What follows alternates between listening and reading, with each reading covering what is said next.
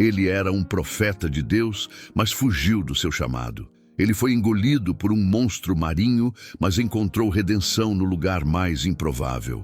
A história de Jonas não é apenas um conto de aventura. É um confronto direto com nossos preconceitos e uma revelação chocante sobre a profundidade da misericórdia de Deus. Você está pronto para ver sua fé ser desafiada? Imagine por um instante que você é um mensageiro divino escolhido para levar uma palavra crucial. Mas essa palavra não é para seu povo, nem para seus amigos, nem para aqueles que você ama. É para seus inimigos mais ferrenhos, para uma nação que personifica a crueldade, a opressão e tudo o que você abomina. Você aceitaria essa missão? Ou a repulsa seria tão grande que o faria virar as costas para o próprio Deus? Essa é a encruzilhada em que o profeta Jonas se encontrou. Ele não era um profeta qualquer, era um homem de Deus, com uma voz reconhecida e uma missão clara. Mas quando o Senhor lhe disse: levanta-te, vai à grande cidade de Nínive e clama contra ela, porque a sua malícia subiu até mim, Jonas não hesitou em desobedecer. Nínive não era apenas uma cidade grande, era a capital da Assíria, um império brutal, conhecido por sua violência e por ser uma ameaça constante a Israel.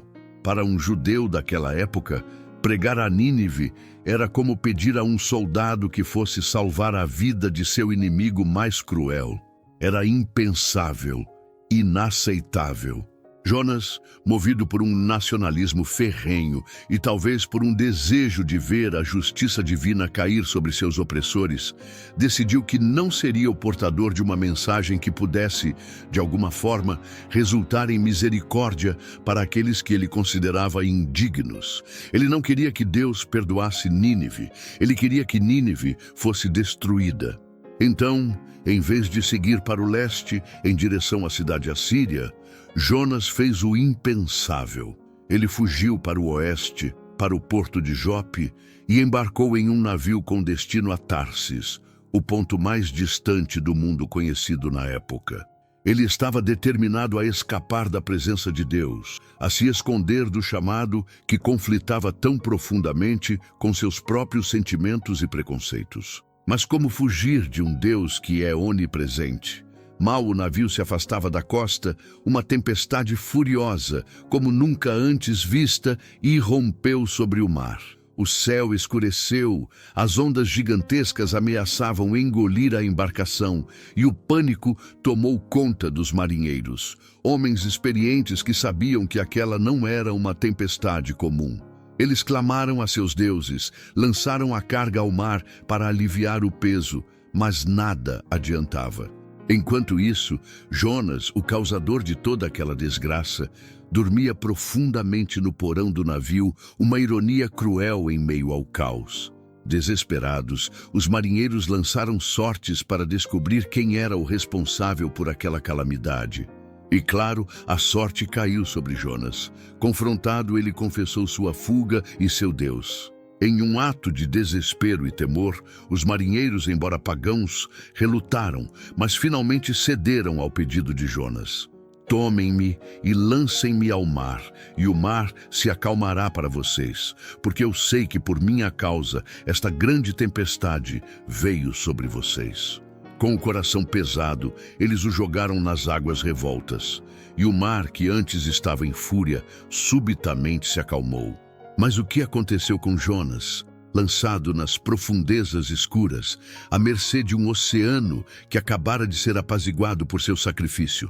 Sua jornada estava apenas começando, e o lugar para onde ele seria levado desafiaria toda a lógica e revelaria uma faceta da misericórdia divina que ele jamais poderia ter imaginado. As águas revoltas se acalmaram, mas para Jonas, o abismo estava apenas começando. Engolido pela escuridão, ele se viu em um lugar que desafiava a compreensão humana, o ventre de um grande peixe. Não era um sono, mas uma prisão viva, úmida e sufocante, onde a luz do sol não chegava e o cheiro da morte pairava no ar. Ali, Nas profundezas do oceano, Jonas teve seu encontro mais íntimo e desesperador com Deus. Longe de qualquer templo construído por mãos humanas, ele clamou. Sua oração, registrada no capítulo 2 do livro que leva seu nome, é um lamento de angústia e, ao mesmo tempo, um reconhecimento da soberania divina. Das profundezas clamei a ti, ó Senhor, e tu ouviste a minha voz. Ele orou, mesmo quando as águas o cercavam até a alma e as algas se enrolavam em sua cabeça. Este não era um castigo sem propósito, mas uma disciplina divina. O grande peixe não era apenas um monstro marinho, mas um instrumento da providência de Deus, preparado para engolir Jonas, e 3 dias e 3 noites depois, vomitá-lo em terra firme. Essa experiência de quase morte e ressurreição simbólica se tornaria um dos mais poderosos sinais messiânicos, como o próprio Jesus viria a declarar séculos depois, referindo-se ao sinal de Jonas como um prenúncio de sua própria morte e ressurreição. Mateus 12, 39, 41. A escuridão do ventre do peixe foi o cadinho onde o preconceito de Jonas foi confrontado pela graça de Deus, um lugar de humilhação que o preparou para uma segunda chance. E a segunda chance veio. A voz de Deus ressoou novamente, clara e inabalável. Levanta-te, vai à grande cidade de Nínive e prega contra ela a mensagem que eu te darei. Jonas 3:2 NVI. Desta vez, Jonas obedeceu. Ele se levantou e partiu para Nínive. Mas é crucial entender a magnitude dessa cidade e o que ela representava. Nínive era a capital da Assíria, um império temido e brutal.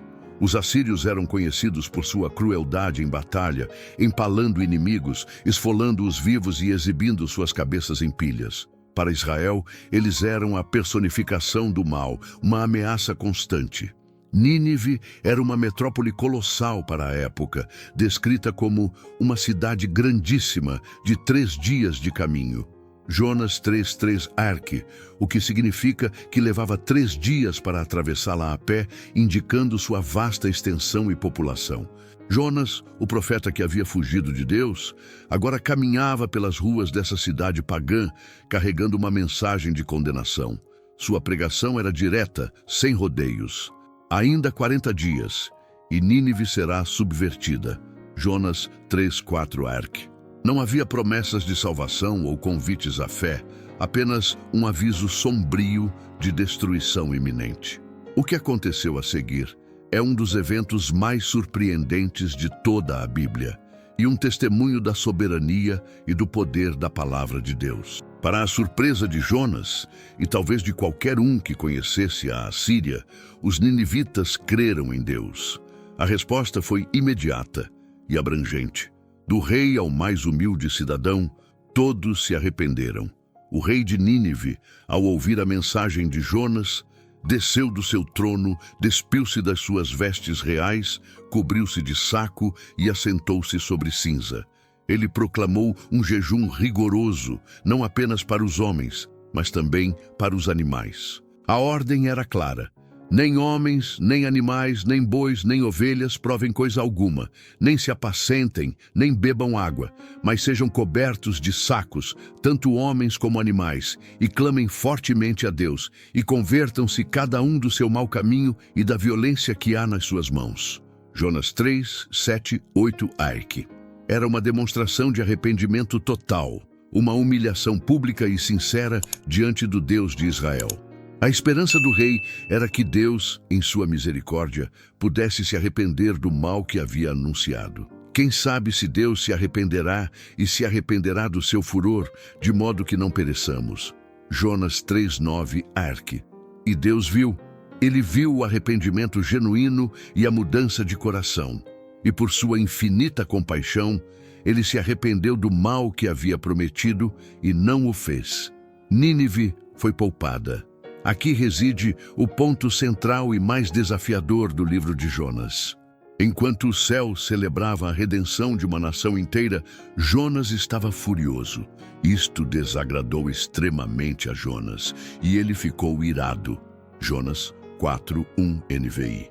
Sua ira não era contra Nínive, mas contra Deus. Ele se sentou fora da cidade, sob o sol escaldante, e clamou a Deus, confessando o motivo de sua fuga inicial. Ah, Senhor, não foi isso o que eu disse quando ainda estava em minha terra?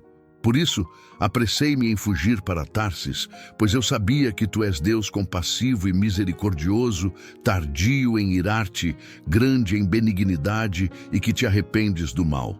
Jonas 4:2 AERC. Jonas não queria um Deus misericordioso para Nínive. Ele queria um Deus de justiça que destruísse seus inimigos. Ele preferia a morte à visão da graça divina estendida àqueles que ele odiava. Deus, em sua paciência pedagógica, não o repreendeu severamente, mas perguntou: é razoável a tua ira? Jonas 4:4 AERC. Jonas, ainda esperando que Nínive fosse destruída, construiu um abrigo e sentou-se para observar. Então, Deus providenciou uma planta de rícino que cresceu rapidamente, oferecendo sombra e alívio ao profeta. Jonas ficou imensamente feliz com a planta, mas sua alegria durou pouco. Na manhã seguinte, Deus enviou um verme que feriu a planta, fazendo-a secar. Em seguida, um vento oriental escaldante e o sol forte castigaram Jonas, que novamente desejou a morte. Ele estava irado pela perda da planta. É neste ponto que Deus entrega a Jonas a lição final e mais profunda. Tu te compadeceste da planta de rícino, que não te custou trabalho, nem a fizeste crescer, que numa noite nasceu e numa noite pereceu. E não hei de eu ter compaixão de Nínive, aquela grande cidade, em que há mais de 120.000 homens que não sabem discernir entre a sua mão direita e a sua mão esquerda, e também muitos animais? Jonas 4:10, 11 AERC. A pergunta de Deus ecoa através dos séculos, desafiando a todos nós. Jonas se preocupava mais com uma planta efêmera, que lhe trazia conforto pessoal, do que com a vida de mais de 120.000 pessoas, sem contar os animais, que em sua ignorância espiritual não sabiam discernir o certo do errado. A compaixão de Jonas era egoísta e limitada. A compaixão de Deus é vasta, universal, e transcende nossos preconceitos e julgamentos. Ela se estende a todos, mesmo àqueles que consideramos indignos, mesmo aos nossos inimigos. A história de Jonas não termina com uma resposta do profeta, mas com a pergunta de Deus pairando no ar. Um convite eterno à reflexão sobre a amplitude do amor divino e a estreiteza do nosso próprio coração. A história de Jonas, com sua fuga épica, a providência do grande peixe e a redenção de uma cidade inteira, não é apenas um relato antigo. É um espelho poderoso que reflete dilemas e desafios profundamente atuais em nossa própria jornada de fé. A pergunta que paira no ar, a pergunta de Deus a Jonas sobre sua compaixão seletiva, é a mesma pergunta que ele nos faz hoje.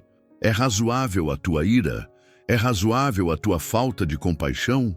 Vamos começar com a desobediência de Jonas.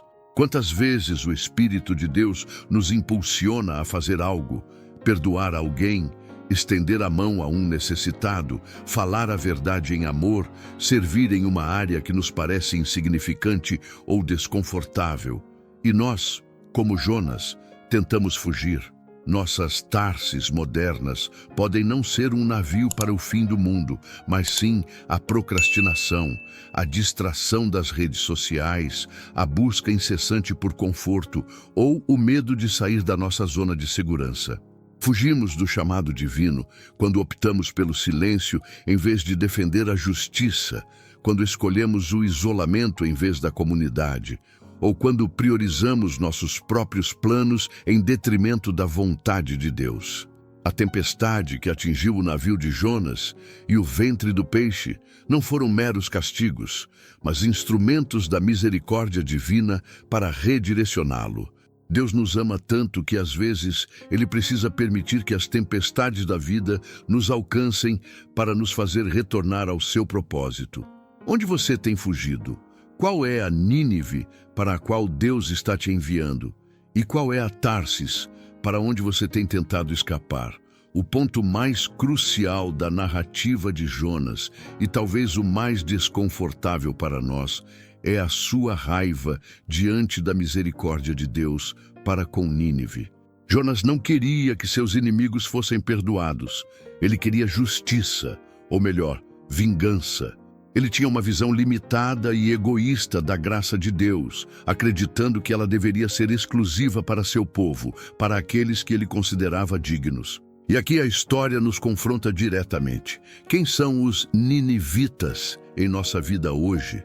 Aqueles que, por sua ideologia, estilo de vida, erros passados ou simplesmente por serem diferentes de nós, consideramos indignos do amor e da graça de Deus? Pense nos seus preconceitos. Talvez seja um colega de trabalho com quem você discorda profundamente, um membro da família que tomou decisões que você não aprova, ou um grupo social que você julga à distância.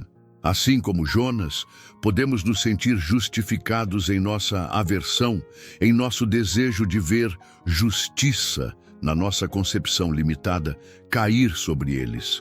Mas a mensagem de Jonas é que a compaixão de Deus é infinitamente maior do que a nossa. Ele ama toda a humanidade, inclusive aqueles que nós, em nossa humanidade falha, preferiríamos ver condenados. A parábola da planta de rícino é um lembrete vívido de como nossa preocupação pode ser egoísta. Jonas se importava mais com o conforto de uma planta que lhe dava sombra do que com a vida de mais de 100.000 pessoas. Quantas vezes valorizamos mais nossa própria conveniência, nossa reputação ou nossas pequenas frustrações do que o bem-estar espiritual e físico de alguém ao nosso lado? A lição prática é clara. Somos chamados a refletir a compaixão de Deus, não nossos próprios preconceitos. Isso significa estender a mão, oferecer uma segunda chance, perdoar 70 vezes 7 e amar o próximo como a nós mesmos, sem distinção.